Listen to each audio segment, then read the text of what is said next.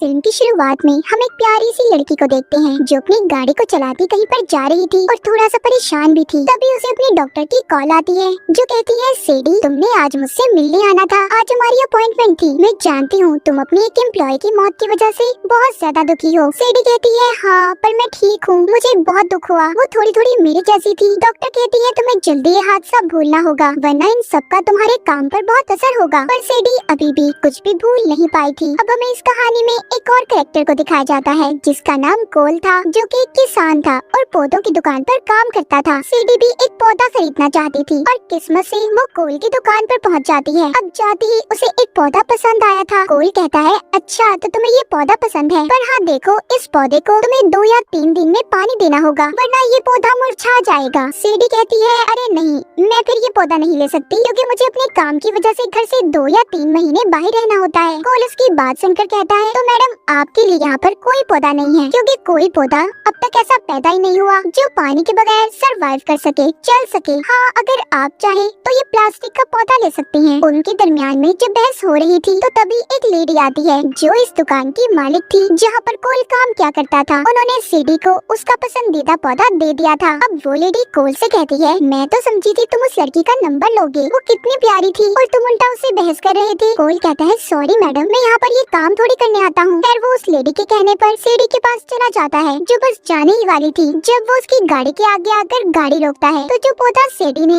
इसे खरीदा था वो गिरकर टूट जाता है। अब कोल डायरेक्ट ही सीडी से पूछता है, क्या तुम मेरे साथ कॉफी पियोगी? सीडी ये सुनकर हैरान थी कि न जान पहचान फिर भी ये मेरे साथ कॉफी पीना चाहता है। पर सीडी भी मान जाती है और उसके साथ कॉफी पीने के लिए तैयार थी। ये दोनों कॉफी पीते हुए बहुत सी बातें करते हैं। सीडी अपने बारे में बताती है कि मुझे अक्सर अपने काम की वजह से घर से दूर रहना पड़ता है। कोल उसको बताता है कि मुझे भी फसलें उगाने के अलावा हिस्ट्री पढ़ने का बहुत शौक है। ये दोनों बहुत सी बातें करते हैं। सीडी कहती है, कभी भी मुझे किसी चीज से डर नहीं लगा। कोल कहता है, अच्छा तो ये बात है, चलो वो सीढ़ियाँ देख रही हो, मेरे साथ रेस लगाओ। अगर तुम हार गई तो तुम्हें बताना होगा तुम्हें किस चीज से डर लगता है। ये दोनों अब सीढ़ियाँ चढ़ने की रेस लगाते हैं जिसमें सीडी कोल से आगे थी, वो जीत जाती है। कोल ये देखकर काफी हैरान था पर उसे सीडी के बारे में ये सब जानना अच्छा लग रहा था। वो बताती है, मैं अपनी मॉम के साथ बचपन में अपना शहर छोड़कर आ गई। मेरी मॉम बहुत ही बहादुर थी, मैं भी उनकी तरह बनना चाहती हूँ। अब बातें करते करते वो सारी रात एक साथ गुजारते हैं जिसमें दोनों अपने दुख सुख एक दूसरे से बांट रहे थे। कोल इन सब चीजों से बहुत खुश था कि उसकी जिंदगी में कोई आ गया है, वो भी सीडी जैसी लड़की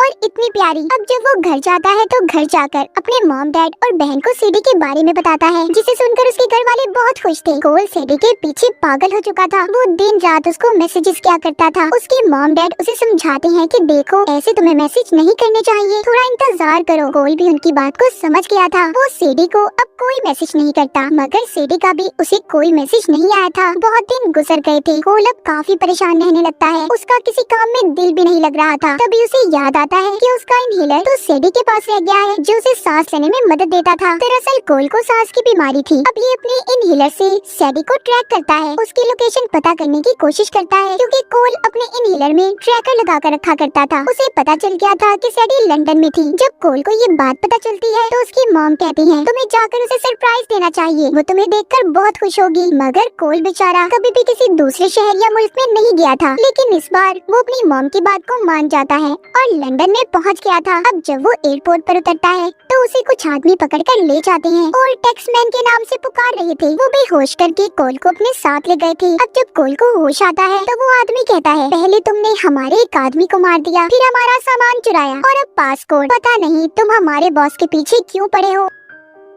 कोल उस आदमी से कहता है, अरे नहीं यार, मैं कोई टैक्समैन नहीं हूँ, तुम्हें कोई गलत फहमी हुई है, मैं तो सीधा साधा सा एक किसान हूँ जो लंदन में अपनी दोस्त से मिलने आया था। वो आदमी कहता है, अच्छा तुम एक्टिंग अच्छी कर लेते हो मगर तुम अब हमसे नहीं बच सकते। कोल उसे कहता है, मैं झूठ नहीं बोल रहा, तुम मेरा पासपोर्ट भी चेक कर सकते हो। तभी वो आदमी कोल को और ज्यादा टॉर्चर अजियत देने के लिए उस पर एक कीड़ा छोड़ने वाला था। तभी उधर सीडी आ जाती है जिसने उस जगह का दरवाजा तोड़ दिया था और आकर उस आदमी को पीछे से मार देती है। उसने चेहरे पर नकाब पहना हुआ था। कोल को भी उसने बचा लिया था और जब वो अपना नकाब उतार कर दिखाती है तो कोल कहता है सेडी तुम यहाँ पर क्या कर रही हो। सेडी कहती है ये सब मैं तुम्हें बाद में बताऊंगी। इसके बाद वो अपनी गन से वहाँ पर एक एक को मार रही थी और कोल को भी एक गन देती है। कहती है सबको मारना मेरे अलावा। वो यहाँ पर उसे अपने काम के बारे में बताती है। कहती है कि मैं CIA की एजेंट हूँ। हमारी एजेंसी के लिए इन्होंने जाल बिछाया था जिसमें तुम फंस गए कि तुम्हें टैक्समैन समझ रहे हैं, पर इन्हें क्या लगता है मैं इनके जाल में इतनी जल्दी फंस जाऊंगी। ऐसा नहीं हो सकता। कोल ये सब बातें सुनकर परेशान था। वो सोचता है क्या सेडी ने उससे झूठ बोला।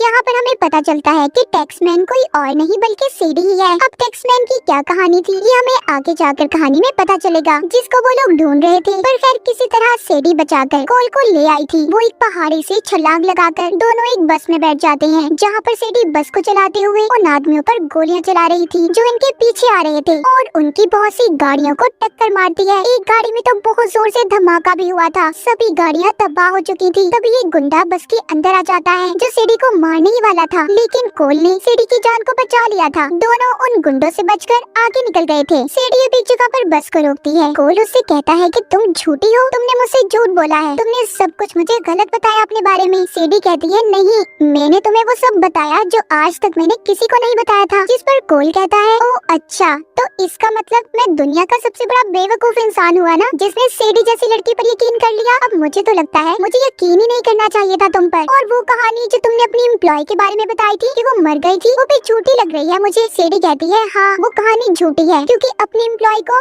मैंने खुद मारा था। वो उन लोगों से मिली हुई थी जो मेरे दुश्मन है, उसने मुझे धोखा दिया था। कोल अब यहाँ से वापस जाना चाहता था। सेडी कहती है नहीं, अब तुम नहीं जा सकते क्योंकि वो लोग जो मेरे दुश्मन है तुम्हें टैक्समैन समझते हैं, तुम्हें मेरे साथ चलना होगा। सेडी कोल को लेकर पाकिस्तान के खैबर पास आ गई थी। वहाँ पर इन्हें एक आदमी से मिलना था। अब वो आदमी सेडी को बताता है कि जिन लोगों ने तुम्हें पकड़ा था उन्होंने ही एशटैग को चुराया है जो एक बायोकेमिकल हथियार है और बहुत खतरनाक भी, और अगर गलत आदमी के हाथ में आ गया तो बहुत कुछ तबाह हो जाएगा। और वो काम सिर्फ एक ही आदमी करवा सकता है जिसका नाम लेविक है। अब वो आदमी लेविक की सारी कहानी बताता है। यहाँ पर हमें लेविक के बारे में पता चलता है कि वो एक फ्रांस की खुफिया एजेंसी के लिए काम करता था और फिर बाद में उसने खुद के लिए काम करना शुरू कर दिया, जिसमें हथियारों की खरीदो फरोख्त और कत्ल जैसी चीजें आम बात थी। वो आदमी सेडी को लेविक के बारे में सब कुछ बताकर कहता है अगर तुम उसको पकड़ना चाहती हो तो जरा ध्यान से, वो बहुत ही खतरनाक आदमी है। अब जब वो आदमी सेडी से बातें कर रहा था तो सेडी कहती है कि मुझे तुम्हारी मदद की जरूरत है, मुझे तुम्हारे कुछ आदमी चाहिए। तभी उस आदमी को पीछे से आकर कोई लाल शर्ट वाला आदमी मार देता है और कोलो सेडी को अपने साथ जाने का कहता है। तभी एक और आदमी पीछे से आकर लाल शर्ट वाले आदमी को मार देता है। अब वो आदमी इन दोनों को अपने साथ ले जाने की कोशिश करता है। तभी एक और आदमी आ जाता है और पहले वाले आदमी को मार देता है। अब लाल शर्ट वाला फिर से इनको पकड़ लेता है। ये सब कुछ इस वजह से हो रहा था क्योंकि लेविक ने कोल के सर पर टैक्समैन समझकर बहुत बड़ा इनाम रखा था। टैक्समैन CIA की खुफिया एजेंसी के लिए काम किया करता था और उसको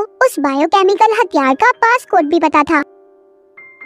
अब खैर किस तरह ये बचकर वहाँ से निकल गए थे। गाड़ी में जाते हुए सेडी कोल को बताती है एशटैग दरअसल एक बहुत ही खतरनाक हथियार है जिसका पासकोड सिर्फ मेरी एम्प्लॉय को पता था। वो इस बारे में लेविक को बताना चाहती थी, पर इससे पहले वो बताती मैंने उसे मार दिया और उस पासकोड को भी खत्म कर दिया। अगर लेविक ने उस पासकोड से हथियार को खोल दिया तो वो उसे बहुत से गलत कामों में इस्तेमाल करेगा। इतना बताकर सेडी कोल को बेहोश कर देती है। उधर लेविक ने कोल के सर पर भारी रकम का इनाम रख दिया था। अब सेडी प्लान बनाकर कोल को बांध कर लेविक के पास ले आई थी। कर कहता है ओ तो तुम टैक्समैन हो, मैं तुम्हारी हालत देखकर समझ सकता हूँ। एक वक्त में मैं भी CIA के लिए काम करता था। जब उनका काम निकल जाता है ना तो CIA वाले ऐसे ही अपने आदमी को छोड़ देते हैं। मेरे साथ भी सब कुछ ऐसे ही हुआ था। खैर छोड़ो, मुझे जल्दी से पासकोड बताओ। वहीं पर सेडी लेविक से कहती है जब तक तुम मुझे मेरे इनाम के पैसे नहीं दोगे तब तक मैं इस पर नजर रखती हूँ। और इस तरह सेडी भी कोल के साथ लेविक के प्लेन में आ गई थी। मगर जल्दी लेविक के आदमी को पता चल जाता है कि कोल और सेडी आपस में मिले हुए हैं और इस वजह से प्लेन में ही लड़ाई हो जाती है। सेडी बहुत ही बहादुरी से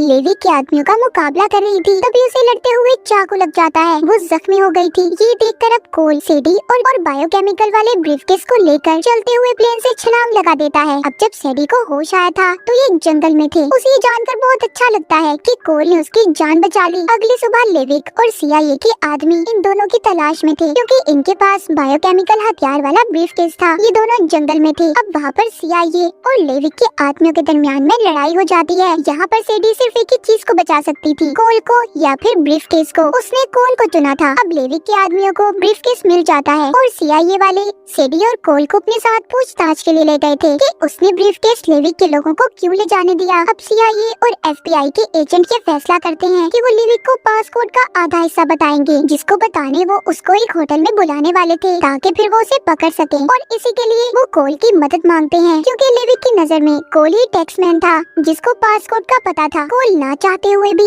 इनकी मदद करने के लिए तैयार हो जाता है। सेडी उसे बहुत मना करती है कि इस काम में बहुत खतरा है, लेकिन फिर भी कोल उनकी मदद करने के लिए तैयार था। पर लेविक को जल्दी CIA की चाल के बारे में पता चल गया था। वो उन एजेंट्स को मार देता है जो कोल को गाइड कर रहे थे। अब वो कोल के पास जाता है और कहता है चलो पासपोर्ट बताओ या फिर मैं अपना तरीका इस्तेमाल करूं, तब बताओगी। तभी वहाँ पर सेडी आ जाती है और लेविक को कहती है जिस टैक्समैन को तुम ढूंढ रहे हो वो मैं हूँ। लेविक को पता चल गया था कि असल टैक्समैन सेडी है। वहाँ पर सेडी ने असल लीडर को भी बुला लिया था। लेविक जिन के लिए काम क्या करता था, जिनका पहले लेविक एजेंट था, सेडी लीडर को पासपोर्ट बता देती है और जिसके बदले में उन्होंने सेडी के अकाउंट में बहुत से पैसों को ट्रांसफर कर दिया था। लेविक को ये देखकर बहुत गुस्सा आता है। वो सेडी को गन दिखाकर कहता है मैं तुम्हें मार दूंगा, तुमने मेरे साथ अच्छा नहीं किया, इतना बड़ा धोखा। तभी सेडी उस होटल में जोर से बोलती है कि लेविक के ऊपर बहुत बड़ा इनाम रखा है। इतना सुनकर वहाँ पर जितने भी लोग थे लेविक के पीछे पड़ गए थे और वहाँ पर इसी वजह से लड़ाई हो जाती है। लेविक के लोग ब्रीफकेस को लेना चाहते थे, जबकि दूसरे लोग वहाँ पर लेविक को पकड़ रहे थे। कोल लेविक के आदमियों को मार रहा था, उधर लेविक सेडी को मारने ही वाला था। तभी कोल आ जाता है, उसने आकर सेडी को बचा लिया था और सेडी लेविक को मार देती है। जिस बिल्डिंग में वो थे वो बहुत ऊंचाई पर थी, जिस वजह से लेविक नीचे गिरकर मर गया था। इस लड़ाई में लीडर भी मर जाता है। कोल और सेडी ने